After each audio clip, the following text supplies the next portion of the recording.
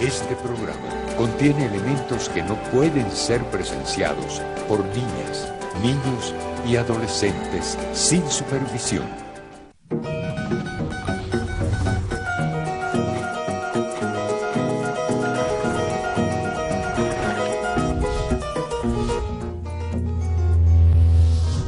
Viene la locura, una oleada de expropiaciones. Decían aquellos que los que tuvieran 2 casas, ¿te acuerdas, Aristóbulo? Le íbamos a quitar una casa. ¿Ah? Sí, que íbamos a freír la cabeza en los adecos en aceite. Bueno, eso ya es el extremo, ¿no? Pero en lo económico, expropiaciones, las casas incluso. Los vehículos, ¿no? El que la familia que tengan 5 vehículos, Chávez les va a quitar 4, etcétera. Pero campañas lanzadas por radio, prensa, televisión, tratando de jugar con el miedo, que es algo natural en el ser humano, ¿no? El miedo. Guerra psicológica se llama eso, guerra psicológica.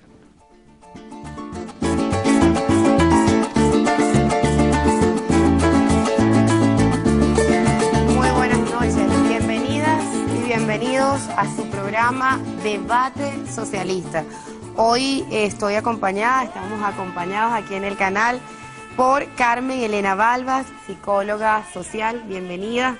También está la psicóloga educativa Lucila Trías y está el psiquiatra sexólogo conocido en este canal por su programa, además de su larga trayectoria, Fernando Bianco. Bienvenido, bienvenidas. Gracias, muy amable. Bueno, estuvimos trabajando la semana pasada un poco con este tema de las operaciones psicológicas y continuamos. Acabamos de oír una intervención del presidente donde hablaba de esta guerra psicológica, de la intencionalidad a través de los medios de generar una situación de pánico, de zozobra, de angustia, de desesperanza. Y en algún momento, recuerdo en la enmienda, durante la reforma, que se hizo hasta una falsa constitución donde se le quitaba hasta la custodia a los padres sobre los hijos, es decir, la amenaza con que te van a quitar desde la casa, el hijo, el empleo, todo. Esta estrategia del miedo nos llevó a un golpe de Estado. El 11 de abril, a través no solamente de la estrategia del miedo, sino de la descalificación reiterada y sistemática de un sector mayoritario de la población venezolana, del sector bolivariano al que se le calificaba de tierrúos, eran expresiones muy denigrantes, pero asociadas a toda una carga racista, donde todo lo ligado a lo mestizo, a nuestra condición afrodescendiente, a nuestra condición indígena, a la condición humilde de la mayoría de la población, era asociada a la delincuencia, al malandraje, a la amenaza, a lo que nos amenaza. Eso permitió que se llevara a un sector de la población al borde de todos a Miraflores, el todo o nada, en un día se acababa todo, y la imposición de un golpe de Estado que gracias a Dios y a este pueblo solo duró 48 horas, pero donde vimos cómo en horas se echó por tierra todas las instituciones fundamentales del Estado venezolano, desde el Parlamento hasta la Defensoría del Pueblo. Es decir, en cuestión de minutos se autoproclamaron y echaron por tierra el Estado de Derecho.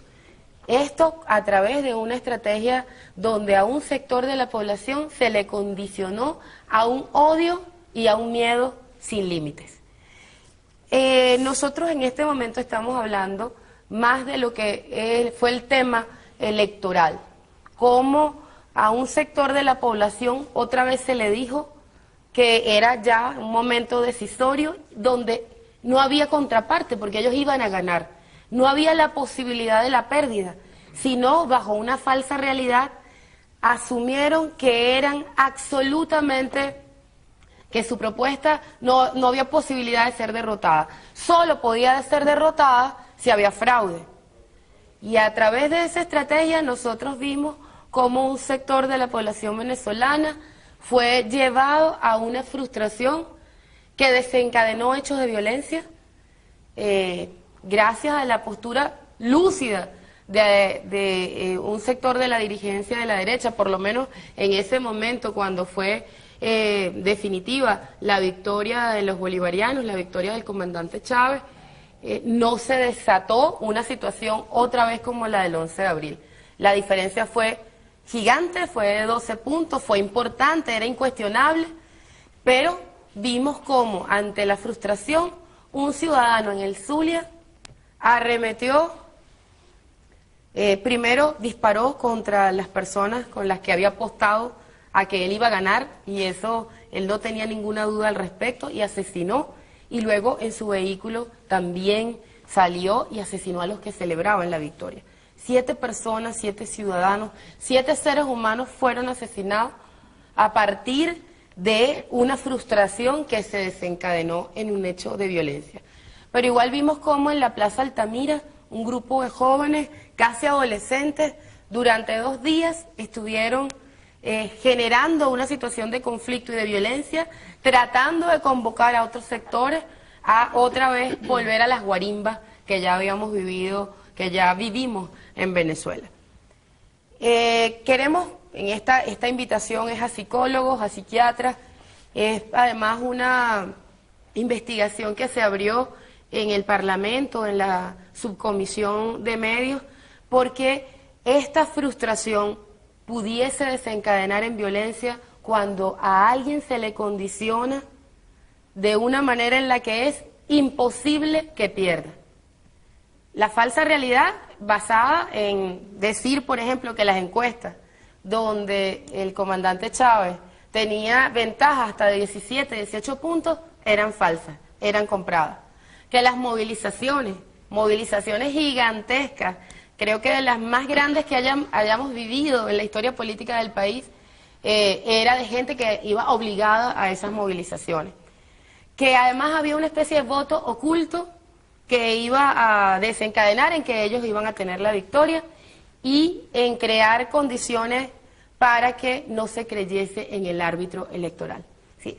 Yo hice una introducción larga porque en este escenario, ¿cuál es la evaluación que se hace desde la psicología, desde la psiquiatría, y cuál es el papel que los medios juegan como detonante para una situación de frustración que desencadene en violencia? Carmen. Carmen, me toca a mí. Bueno, antes que nada, buenas noches para los televidentes y además agradecerte la invitación a Blanca. Bueno, mira, claro, lo que pasa es que en cierta forma, vamos a decir así, de repente se ven conductas extremas en situaciones como la de las pasadas campañas electorales y de las elecciones, donde entonces vemos como ciertas, porque no es así la generalidad, sino que fueron actos muy puntuales y basados más en una situación, por un lado, individual, ¿no? Y por el otro, como tú hablas de los jóvenes estos que estuvieron haciendo como especie de guarimbas, ¿sí? Más bien grupal. Pero una forma de que yo diría, como una demostración o manifestación de solventar conflictos o de no aceptar los resultados a una situación con violencia. O sea, entonces un poco la teoría en psicología social de Berkowitz se habla de que toda frustración, agresión. O sea, la pregunta es esa, ¿toda frustración conlleva a la agresión? Bueno, eso va a depender de contextos y de situaciones, ¿verdad? Porque por el otro lado podemos decir también que yo diría que la mayoría de la población que participó en una forma cívica, además el porcentaje de participación es como que nos está demostrando y nos está evidenciando esa mayoría que la forma de solventar cualquier posible situación de conflicto o de, vamos a decir, de competencia en relación a una posición u otra es a través de los mecanismos legítimos y de los mecanismos a través de la votación. Yo creo que ese comportamiento generalizado y a la vez también que despertó mucha yo diría también, a nivel de los periodistas que vinieron y que tuvieron toda su atención en nosotros, es decir, realmente, claro, nos dejamos ver un poco más por las situaciones extremas y atípicas, ¿verdad?, que por el comportamiento más general y el comportamiento cívico que siempre se ha dado, no solamente en este proceso, sino en procesos anteriores. O sea, como que para mí, me da la impresión de que más bien este proceso electoral último, lo que para mí me generó mayor impacto, es cómo la mayoría de la población quiere hacer un cambio político a nivel y en base al sistema, a la democracia, o sea, en democracia, con y por democracia. Ahora, que se presentan casos que pueden ser, vamos a decir, extremos, ¿sí? O sea, vamos a decir, esto que sucedió, creo que fue en el Zulia, de lo que sucedió, de que esta persona a través de conductor pues atropelló y mató a unas personas, y estos jóvenes, yo diría que serían como, más bien conductas, que llaman la atención por su extrema atipicidad, pero que no son, para mí, el comportamiento, vamos a decir, general y que se da en todo el resto. Ahora, podemos darle una explicación. Yo podría, vamos a decir, hacer un poco, bueno, eso va a depender de las características de las personas y las características de las condiciones y de la situación. Es decir, porque la teoría que dice que toda frustración lleva a agresión ha sido redefinida a nivel de psicología social, o sea, no es así uno por uno, porque vemos que al revés, de repente la frustración puede llevarnos a otro tipo de conducta, que sería la conducta del retraimiento. Vamos a decir, un poquito que se ha hablado, claro, a nivel más ¿cómo se llama? Trauma postelectoral, o sea, que queda un sentido más bien de indefensión ante una situación, vamos a decir, de fracaso, de pérdida, vamos a decir, porque fue una pérdida, ¿no? Después podríamos hablar después cómo fue manejado eso por parte de aquellos que conducen y que configuran, vamos a decir, los líderes y la representación de los que llevan a cabo, vamos a decir, la interpretación y la convocatoria de estas elecciones, que es otra cosa. Creo que tiene que haber una cosa anticipatoria. Sí. Del conductor social, en este caso el medio, de que esa reacción puede venir si yo logro que se forme una interpretación no real de la realidad. Y entonces, claro, mi depresión, mi estado de inhibición va a ser mucho más profundo, más intenso en la medida en que yo no entiendo lo que está pasando. Y yo creo que eso es tan perverso como las otras cosas que se mencionaron casuales, pues, porque también hay una, no sé si sabes, que hay de un video de un muchachito también, sí, de 5 años que hace una reacción terrible frente a la noticia de que perdió Capriles y hace toda una conducta violenta, inclusive hasta hacia él mismo, pues. Pero yo creo que es eso, yo lo que creo que se jugó con la posibilidad de convencerte más allá de lo real de que tenías una victoria en la mano. Eso es crear un delirio, como una creencia falsa que se resiste a la argumentación lógica. Y por más que en la mayoría, en un ejercicio en democracia, con el 84% de la gente votando, mucha gente no podía creerlo, pues, porque es como que si caíste por inocente, ¿no? o cuando estás enamorado de una persona, muy enamorado, y tú juras que te va a decir que sí, y llega allá, no. Entonces que te traje todo. La vida. Y yo creo que el conductor social no se puede olvidar de eso, de que no puede crear eso, no sé. Sí, bueno, ahí sería un poco, vamos a decir, ¿qué nos corresponde a todos? Porque yo creo que nos corresponde a todos en este contexto de situación y sobre todo donde tú estás generando una especie de información que en un momento dado puede generarte altas expectativas, como tú dices, las falsas creencias, o por el otro lado te puede generar, y yo creo que también como psicólogo social, a nivel de los opositores, el falso consenso, vamos a decir, o sea, que sería que pensar que hay una gran mayoría que piensa igual que yo.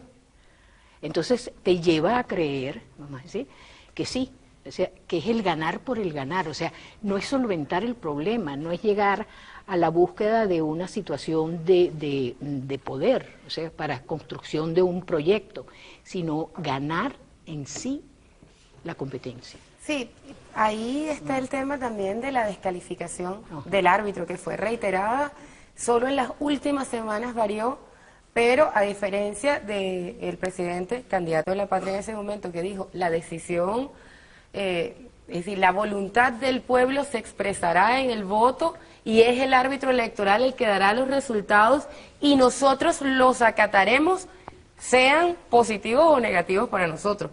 Y además dijo, y lo hemos demostrado, nunca hubo esa postura en el sector de la derecha. Es decir, podemos perder y si es así, lo aceptaremos. Eso nunca fue dicho antes. Fue asumido en el momento crucial, definitivo, ante una diferencia importantísima que superaba el 1,5 millones de votos. Pero es importante entender cómo no hubo espacio para que el elector de la derecha siquiera pensara en que era posible la pérdida. Porque cuando se tenía que decir, acataremos el resultado, esas palabras no fueron jamás emitidas por su liderazgo previo al evento electoral. No podía ser así, porque nosotros venimos en la Cuarta República de tener una ilusión de armonía en el país durante muchos años, donde se había invisibilizado a muchísima gente, al 80% de la población venezolana. Entonces veníamos de esa ilusión de armonía. Llega el presidente Chávez, visibiliza a los invisibilizados, los ven, lo que antes era el patelenzuelo, el ignorante, que fue lo que dijeron ahorita, ignorantes, vivalapepas y malandros. Esos fueron los mensajes que lanzaban por las redes sociales. De alguna manera, él los visibilizó, que es ese pueblo que la gente no quiere ver, porque es el inculto, el que no está, el que me sirve para ser mujer de servicio, para pasear perro, para que me pinte la casa. Claro, él lo visibiliza, le da educación, o sea, no es él, o sea, de alguna manera se forma un Estado que de alguna manera este individuo puede tener la capacidad de reflexionar, de educarse, de ir reflexionando y tener un pensamiento crítico, que hace que muchos de ellos tampoco voten por Chávez, y eso también habría que reflexionarlo, ¿verdad? Porque si tú de alguna manera trabajas todo esto, ¿qué pasa? ¿Por qué este sector crece? Porque este sector ha ido creciendo, el sector de la oposición. Y de alguna manera ellos, por supuesto, esa falsa armonía, esa ilusión que de alguna manera se les develó, ellos querían de alguna manera también regresar a volver a tomar el control. El control, ¿quién lo toma? El que es educado, el que vive en sitios importantes, el que sabe vivir no vivir bien, como es el que nosotros de alguna manera podemos promocionar, sino el que vive mejor, que eso es otra cosa que también tenemos que nosotros trabajar muchísimo en lo que es el tener y el hacer dentro de lo que es el ser humano. Entonces, esto hace que de alguna manera se haya posesionado, como lo decía Bianco, en ese inconsciente de estos individuos y de estas personas, mujeres, hombres e incluso niños, y adolescentes, se haya posesionado en ese inconsciente muy bien trabajado desde el lugar de la propaganda, porque la propaganda política de alguna manera no está alejada de lo que es la publicidad. Es lo mismo, se trabaja desde el mismo lugar.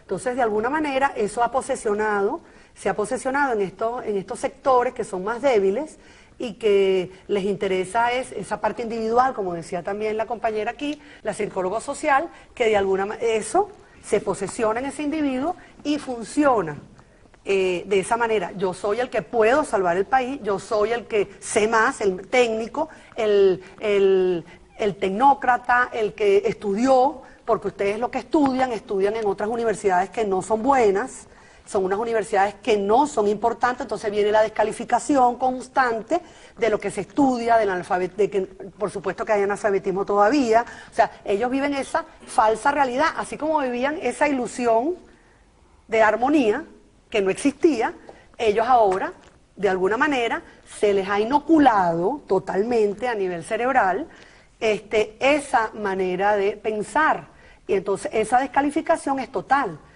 Nosotros probablemente salimos de aquí de este programa y en los medios digitales nos van a decir barbaridades. Yo he escuchado cosas de compañeros, de amigos, de los sectores, sea de oposición o sectores socialistas, que casi como que si el título de nosotros no es válido, que nosotros de alguna manera no estudiamos, nos descalifican desde el punto de vista sexual, desde el punto de vista profesional, desde el punto de vista no solamente xenofóbico, sino a todos los niveles, ¿no? Entonces, es eso, si yo descalifico yo gano, yo me erijo en la descalificación, o sea, me monto encima del que de alguna manera ha hecho algo negativo para ellos y entonces surjo como un personaje importante. Entonces, ellos han jugado muchísimo con eso y es muy triste, Blanca, porque de alguna manera esa relación esa relación de diálogo, esa relación de afectividad y de diferencia que podemos tener de todos los seres humanos, no es manejada. Esa relación del sentimiento, del afecto, de que yo creo en ti porque eres diferente, así tengas una religión diferente, así seas políticamente diferente, ideológicamente diferente, eso ellos han jugado a acabar, a socavar las diferencias que tenemos en los juegos, en la religión. Yo soy de Caracas y a lo mejor tú eres de otro partido y de otro equipo. Y entonces esa fraternidad, eso de que no importa, somos muchos, ellos han jugado con eso, han jugado con esa parte del sentimiento del ser humano y es allí donde se muestra la indefensión, pues lo indefenso que somos y cómo nos pueden inocular ese tipo de cosas. Vamos a hacer un breve corte y volvemos. Nos quedamos con esto también que nos decía Carmen, que a pesar de toda esa estrategia que en un momento nos llevó a que nos dieran el golpe de Estado de abril, a las guarimbas, al paro petrolero, hoy, como lo hemos dicho, a pesar de todo ese montaje mediático, de la satanización y de la descalificación, más del 80% de la población participó en el proceso electoral y acató el resultado buena parte, la gran mayoría de la población. Con frustración en un sector, con algunas expresiones de violencia en otro muy reducido, pero va ganando la democracia, va ganando el pueblo, va ganando la paz, va ganando la vida. Pero vamos a seguir luego de un breve corte conversando con nuestros psicólogos y psiquiatras sobre estas estrategias y estas operaciones psicológicas. Y debe poner a pensar a algunos sectores de la oposición. Por ejemplo, en las elecciones del 2006, el candidato a la gobernación era del estado Zulia, ¿verdad? Era gobernador del estado Zulia. Y nosotros ganamos en Zulia. Este año, el candidato a la gobernación, Chávez ganó en el Zulia. El candidato a la presidencia era el gobernador de Miranda y Chávez ganó en Miranda. Eso hay que revisarlo desde el punto de vista cualitativo, más que cuantitativo. Debe enviarle un mensaje a algunos sectores. Y además hacer una invitación a los sectores medios de la población. A los sectores medios de la oposición que todavía andan confundidos por el despiadado ataque mediático que contra la revolución ha habido. Nacional e internacional. Recordemos lo que había aquí. Chávez no se va a inscribir, decían. Además, decían, Chávez se va a morir ante las elecciones. Guerra sucia. Todavía el día de las elecciones estaban pasando mensajes por teléfono. Terrorismo mediático, guerra de cuarta generación. Todavía, desde México, desde Centroamérica, desde otros países, más de 500.000. ¿Cuánto vale eso? ¿Quién pone esa plata para pagarlo? ¿Y cómo lo iban a cobrar después? Era lo preocupante. Llamando a las 3 de la mañana con la voz del presidente, vota por mí. ¿Para qué? Para que la gente se moleste, lo llaman a su casa para que la gente se moleste. ¿Por qué? Porque no había una propuesta que convenciera a la mayoría de la población. Y tenían que buscar cualquier forma. Por eso estamos preocupados. Pero ahora estamos muy contentos de saber que la revolución continúa, 6 años al poder, y ojalá a nadie se le antoje en estos 6 años ponerse a inventar cosas. Ojalá. Por el bien de la patria, por la tranquilidad de este país y por lo que viene. Por lo que viene. Ganó la paz, la independencia, la soberanía, ganó la patria, ganó el pueblo, ganó la revolución, ganó el socialismo. Por eso... El canal de todos los venezolanos.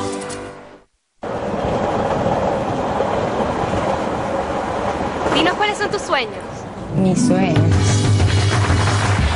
Entonces arriba, la cineasta Ana Teresa Bautista. Me siento muy orgullosa y muy feliz de poder compartir esta noche con todos ustedes. Mis sueños.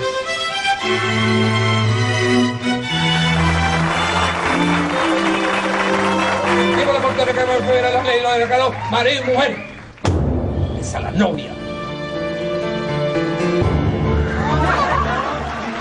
Mi sueño es convertirme en una cantante famosa. ¿Cómo pedirte más si has dado todo? No te pierdas el gran estreno de esta nueva producción nacional independiente. Teresa en 3 estaciones. Este lunes 29 de octubre. Nos decidimos por TVX.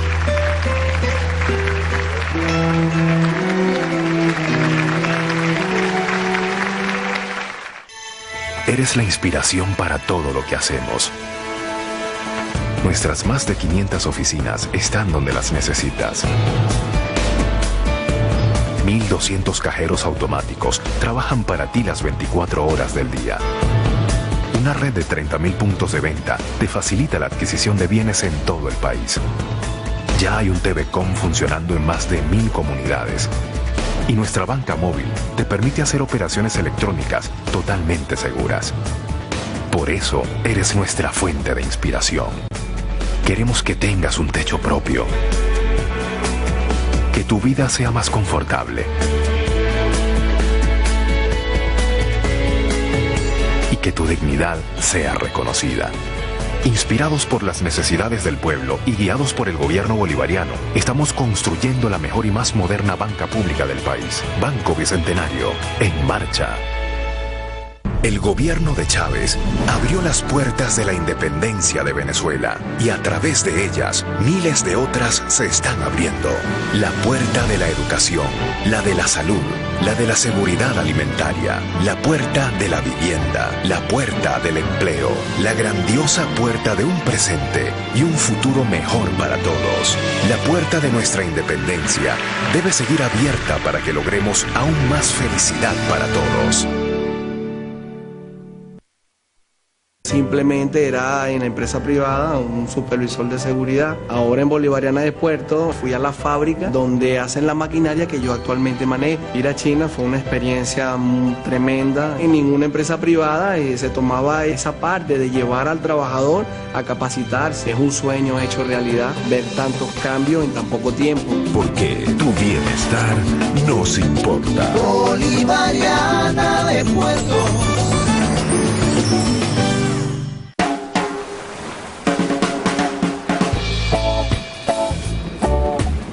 Mi pasión es el surf. Mi sueño es navegar entre las olas y cuidar las hermosas playas de mi patria. Cada día que seguimos nuestros sueños, hacemos que nuestra Venezuela siga avanzando. Yo soy Venezuela, un país feliz.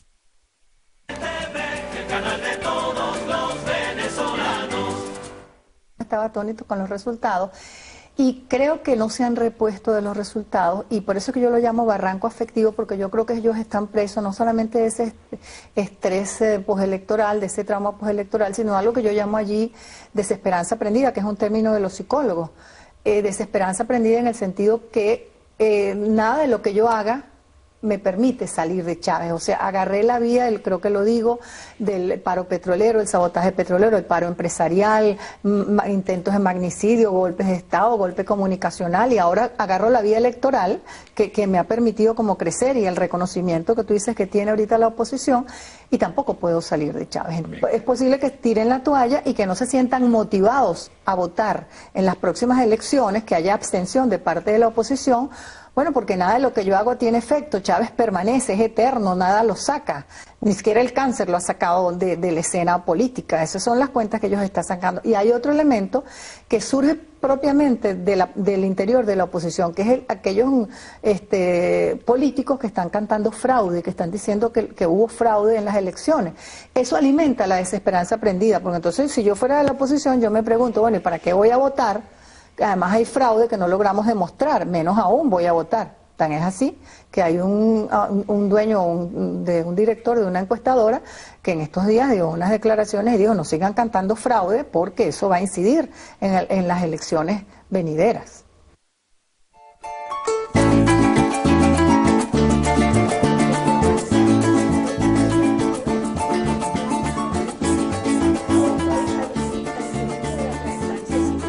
Bueno, ya tenemos aquí tras cámaras a los psicólogos debatiendo sobre las categorías que se utilizaron. Bueno, esa especie de estrés postelectoral. Sí, obviamente, hasta las encuestas hechas en los estudios internacionales daban por ganador al presidente Chávez. ¿Por qué ese empeño en decir que eso era imposible? ¿Cuál es la intención? ¿Por qué de manera premeditada yo busco la frustración de mis seguidores? Mira, fíjate, yo pienso que hay dos cosas. Ellos están jugando con una función básica del cerebro, que es el pensamiento. Y dentro del pensamiento con el contenido. Ellos han logrado a su población susceptible hacerle creer, le hicieron creer que la victoria era un hecho, que no había posibilidad de derrota, y montaron toda una estrategia con aquello de que hay que preparar para el periodo de transición, vamos a nombrar ya al vicepresidente, una serie de conductas que, y negar la realidad, por supuesto, pero más hacia la construcción de un delirio. Un delirio es una creencia falsa que se resiste a la argumentación lógica. Y eso se lo montaron una serie de gente en la cabeza que es su población susceptible.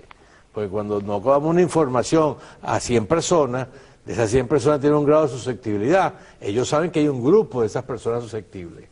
Lo que yo me gustaría investigar es que si eso está asociado al comercio.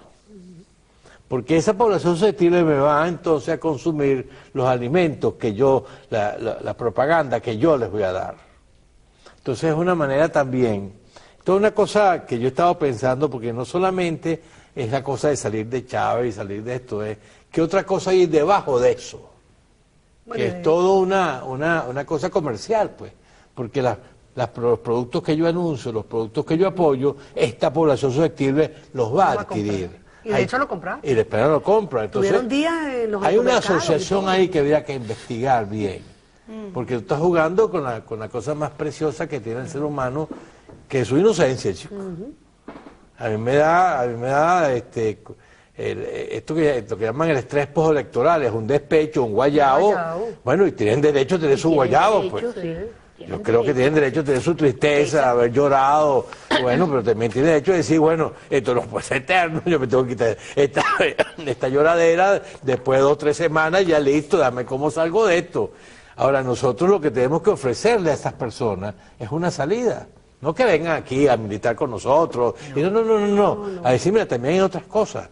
Y yo creo que ahí es donde deberíamos, de alguna manera, buscar como sistema de medios, dar algunas salidas para que venga la nueva ilusión. Y El hecho de que no te hayan querido no significa que no te van a querer nunca. O más nunca en mi vida me enamoro. No, no, no. Es posible que te vuelvas a enamorar. ¿Cómo vas a enamorar tú si dices que es un pueblo ignorante, mediocre, comprado? Bueno, pero eso nosotros le estamos demostrando a ellos que eso no es verdad, que es mentira.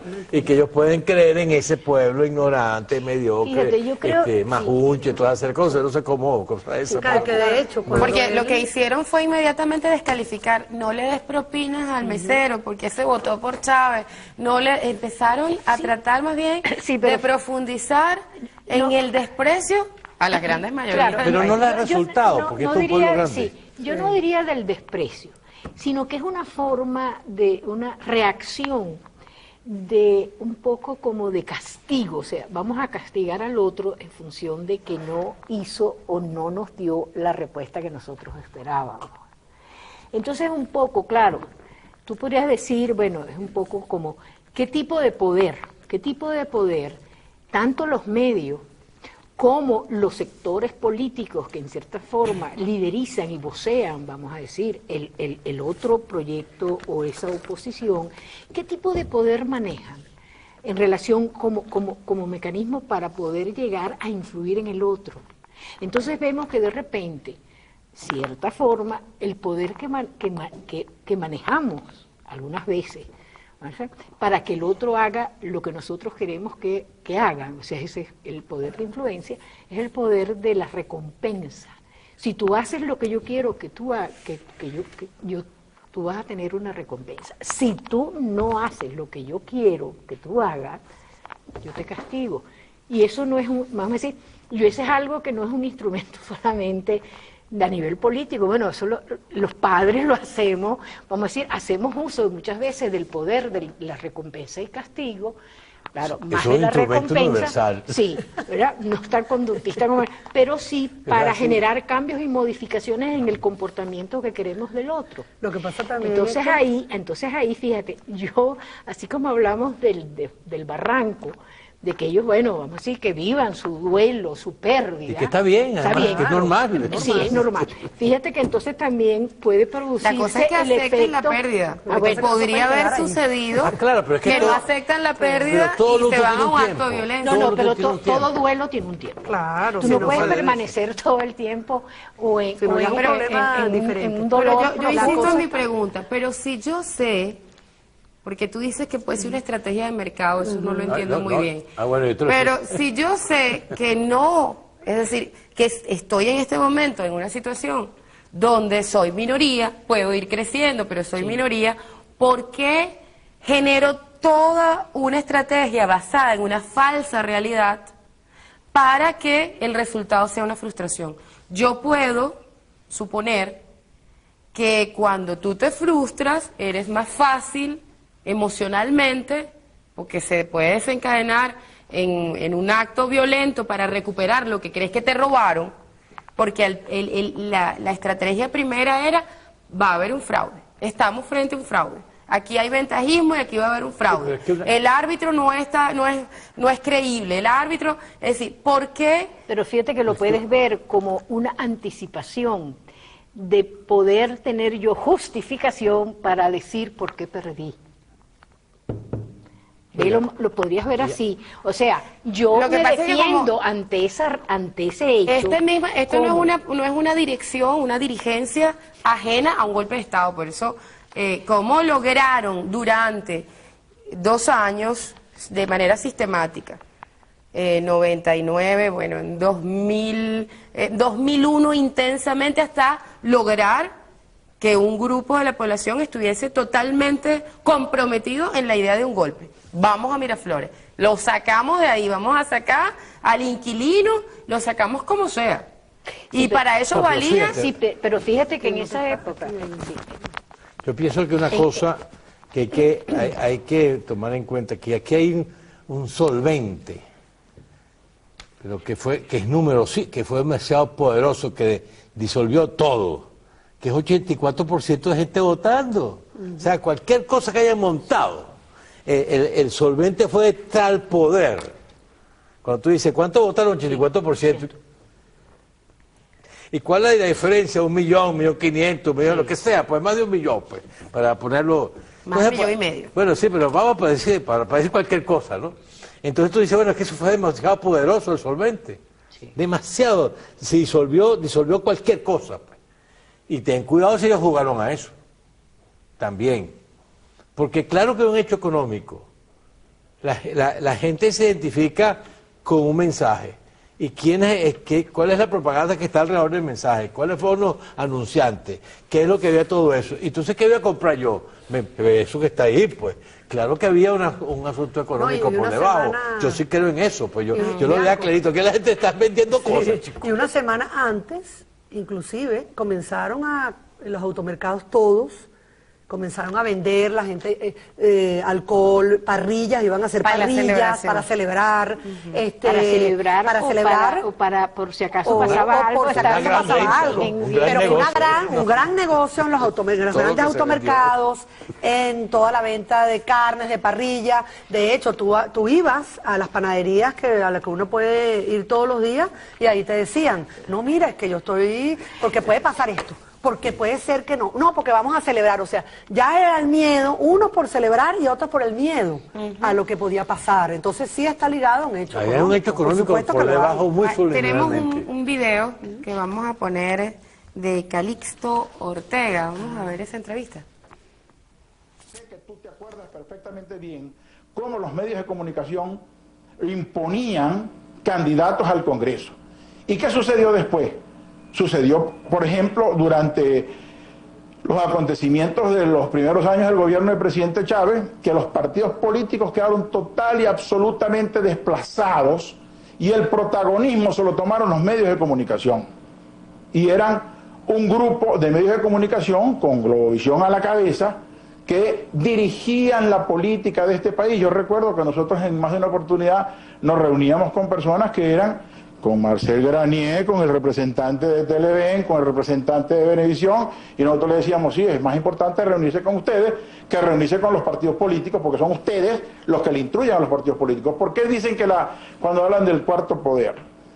Es que los medios de comunicación se creen que después del legislativo, el ejecutivo y el judicial son un cuarto poder. Aquí no, aquí se habla en todo caso del sexto poder, que hay un periódico que tiene ese nombre, y justamente, y por eso es que yo quiero plantear las cosas en términos reales. Y lo va a hacer, pero tenemos que hacer una pausa, porque aquí el poder lo tiene el director. Okay. Entonces nos mandó a ir al corte comercial. La idea, pero yo quería aclararle a la audiencia, ya vamos a seguir, diputado. Pero yo quería aclararle a la audiencia que a mí me sorprende mucho que cuando el diputado llegó aquí estaba de lo más simpático, estábamos echando chistes, empezó el programa y se puso como bravo. Entonces, si nosotros estábamos echando chistes al principio era porque estábamos en esa tónica, ¿no? Para aclararle a la audiencia. Lo que pasa es que también, muy simpático y me asombra mucho. Lo que pasa es que también eso es una manera de pretender manipular. No, que va, es que estábamos echando broma. Estamos conversando. Todo el que está aquí fue el testimonio de eso. Pero resulta que ahora estamos hablando de política. Claro. Y yo quiero llevar eso al terreno de la política, porque la política de seriedad y el tratamiento que tengo que darle a ustedes de actores políticos,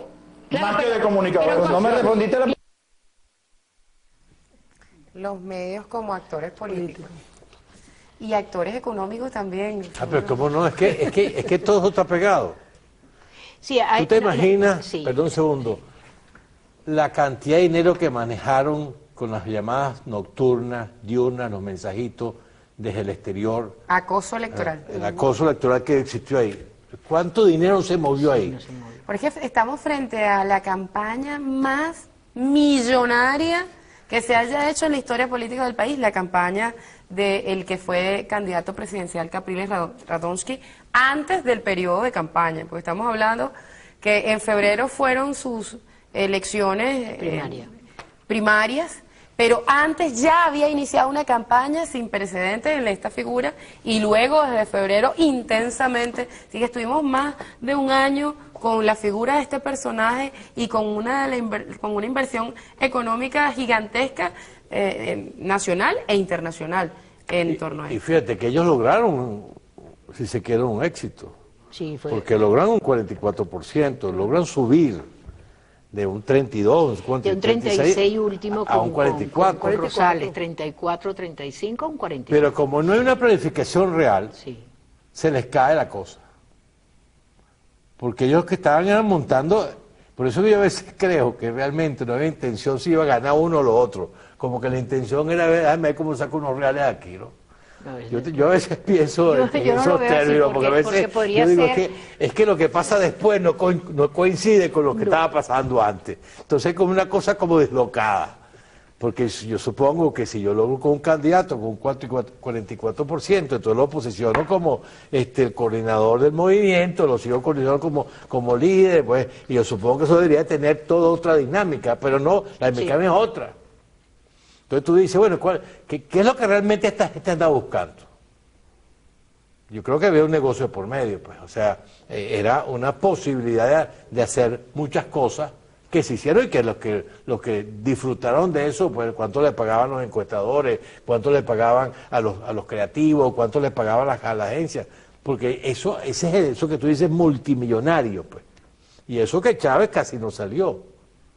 Es más, yo pienso que si Chávez el 4 de octubre continúa en el camión y recorre toda Caracas, la votación hubiera sido mucho mayor de lo que fue, pues, ¿entiendes? Entonces hay una cosa ahí que hay que ver también, ¿no? Estudiar en ese aspecto, además de que hubo una persecución electoral con los mensajes y te llamaban a las 3 de la mañana. A mí me llamaban a las 3 de la mañana y yo hasta terminé quitando el teléfono, pues, entonces lo descolgaba a las 12 de la noche y lo colgaba otra vez porque ya me tenía fastidiado, ¿no?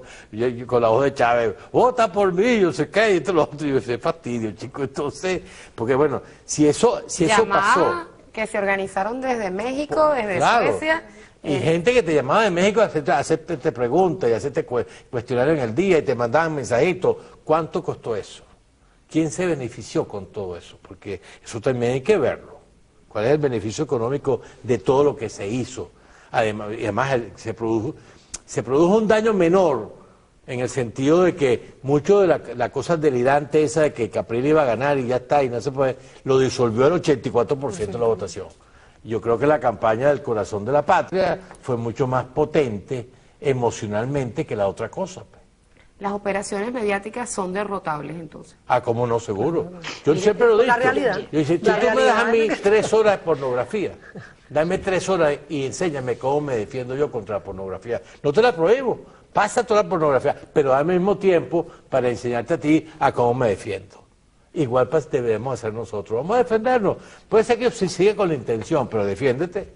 Sí, mira, sobre eso... Estamos cerca del final de este segmento. Quisiera que quedáramos ahí como la idea de cómo se defiende una población de estas campañas mediáticas, de estas estrategias de manipulación, de sembrar el miedo, el odio, de generar la frustración, de desencadenar en violencia. ¿Cuál sería la propuesta que se haría desde la psicología, desde la psiquiatría, para enfrentar a toda una política de medios que lleguen a la casa de cada ciudadano y ciudadana de la República, joven, niño, adolescente, mujer, hombre, anciano? Bueno, yo te diría que en el caso del Colegio de Psicólogos, que es importante decirlo, ¿no? La Federación de Psicólogos de Venezuela y el Colegio de Psicólogos, tanto del Distrito Capital como del Estado Miranda, ellos mandaron un mensaje por la red social muy interesante y además muy bueno, además hablando sobre la importancia de la democracia, de que la mayoría votó, de cómo se involucró todo el país en este acto democrático. Y dieron algunas recomendaciones, Lucila, que son importantes. Vamos a dejar esto para el segmento siguiente y vamos a poder leer parte de lo que tienes en ese documento para esas recomendaciones para defendernos de las operaciones psicológicas. Bueno, volvemos en unos minutos. Señor Plinio Camacho, de Colinas de Bellomonte. Adelante, señor Plinio Camacho. Bueno, ante todo, gracias por la aceptación, ¿no? Yo le voy a hacer unas 3, dentro de mi planteamiento, tengo 3 interrogantes muy importantes que yo creo que el común denominador de los venezolanos nos preguntamos esto, ¿no? Primero, ustedes observo que siguen cabalgando sobre la matriz de opinión de dictadura, democracia, libertad de expresión, y creo que no han aprendido la lección que el pueblo les acaba de de enviar, ¿no? Mientras ustedes mantengan esa posición, subestimando al venezolano y respetando la inteligencia del venezolano, vendiéndonos la errada, porque es una mentira, que este país vive en una dictadura, que vive en una democracia, que vivimos en un sistema dictatorial, comunista, y todo lo que se le parezca, veo que ustedes, repito, no han aprendido la lección. ¿Usted llamó para eso, señor? Bueno. No, pero es importante hacer un comentario, Leopoldo. Sí, bueno, yo sobre los principios no negocio. Primer punto. La posición de principio no se negocia. Si usted negocia los principios y lo entiende como lección, vaya su palabra por delante. Pero yo los principios no los negocio. El canal de todos los venezolanos. Vamos a recordar los puntos de contacto.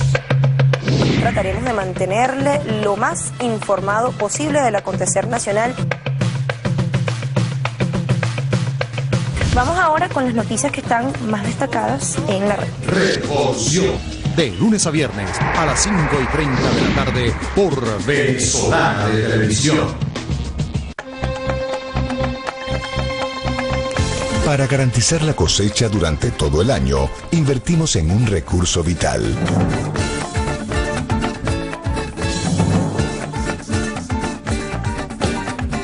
Apoyamos la capacitación de nuestra gente en el campo. Impulsamos la siembra de productos básicos y rubros estratégicos. Facilitamos el acceso a maquinarias indispensables para la agroindustria. El fruto de los cultivos puede ser procesado y distribuido a bajos costos. Y nuestros campesinos cuentan con apoyo integral. Así invertimos los recursos del Fondo Conjunto Chino-Venezolano. Fondo Conjunto Chino-Venezolano. Inversión para el desarrollo.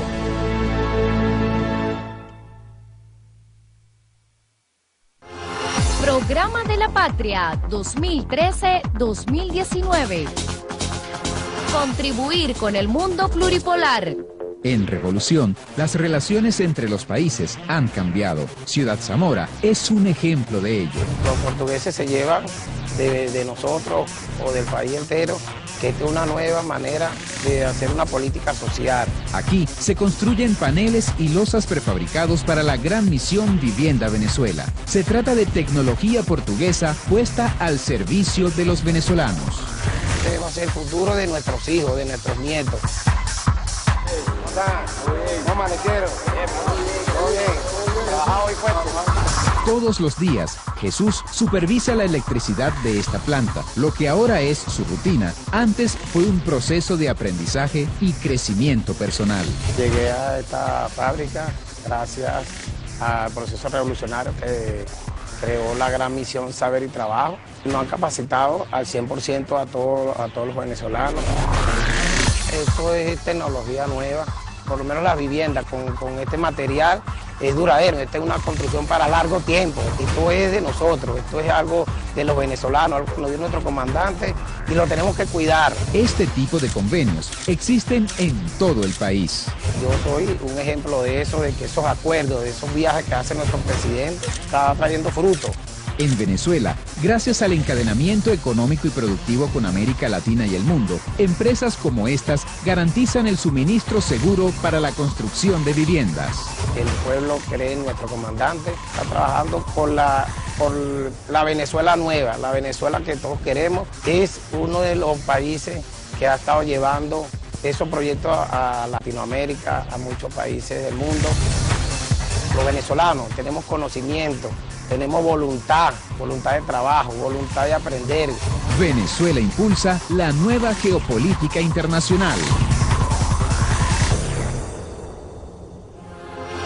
Programa de la Patria 2013-2019. El canal de todos los venezolanos. Precisamente ahora que se le dio el premio Nobel de la Paz a la Unión Europea, uno de los señalamientos más importantes ha sido que han logrado desarrollo económico, pero en libertad. No hay señalamientos como en otros continentes, de violación de derechos fundamentales, de opinión y de información. Hay que ver la prensa tan libre de cualquier ciudad de Francia, o de Bélgica, o de Polonia, o de Grecia, o de Italia, o de España. Es decir, un elemento fundamental del poder, además de la alternabilidad, es el control que pueden ejercer los medios de comunicación y las denuncias. Siempre, en cualquier sistema, casi siempre, la prensa está en la oposición porque representa la voz del pueblo. Recibes tu humilde carta, que es la voz de los llaneros, del gran cajón de la Arauca. Del gran cajón de la Arauca, de el video que teníamos introductorio cerraba diciendo que los medios representan la voz del pueblo. Imagínense en el modelo de democracia que se quedaron, de la democracia representativa, y además la representaban los medios, sí. Pero que se cayó a pedazos, no el 4 de febrero del 92, ni con el triunfo del comandante en el 98, eso se cayó a pedazos el 27 de febrero del año 89, cuando ante la masacre que se cometió contra el pueblo venezolano, Radio Caracas y Venevisión aplaudieron y dijeron, ha triunfado la democracia. 3.000 muertos y aquí no hubo culpables, aquí lo que hubo fue un aplauso entre los grandes medios y los partidos que ostentaban el poder. Entonces, vemos cómo de alguna manera ese modelo de la democracia representativa, donde unos señores opinólogos eran los que decidían y los que sabían, está ahora superado. Más del 80% de la población activa en el registro electoral permanente, además que tenemos que resaltar, en nuestro registro electoral permanente, este es el momento donde más cantidad de venezolanos con edad para participar se ha inscrito en toda la historia política de nuestro país. Estamos hablando de que el 97% de las personas en edad de votar se inscribieron. Solo un 3% no se inscribió. Antes los márgenes eran hasta de un 20% y más que no se inscribían en el REP. Estamos hablando de que este es también un hecho inédito, no solamente que participó más del 80% de la población, sino que además es el registro más amplio que hayamos tenido nunca en nuestra historia. Esa gente salió desde las 3 de la mañana a votar. En un sistema electoral que ha sido reconocido por el mundo entero, porque es totalmente automatizado, porque tiene auditorías en los distintos niveles del proceso electoral, porque es una referencia para el mundo por transparencia, por eficacia, efectividad y rapidez.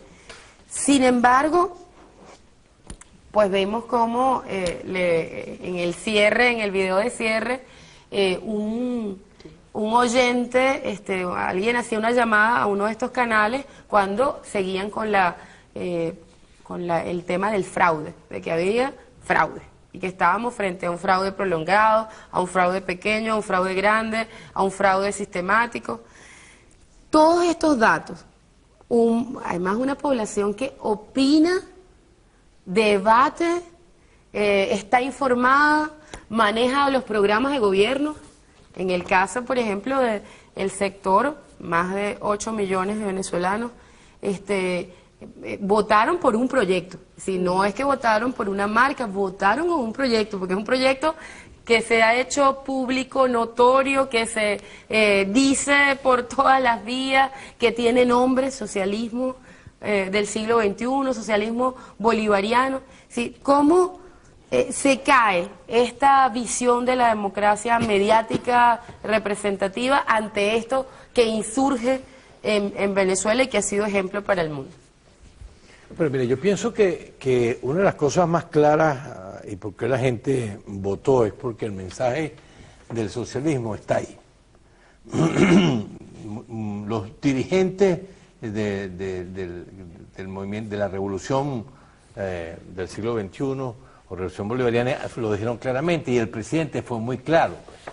Esta votación significa que los que están votando están de acuerdo con este proyecto.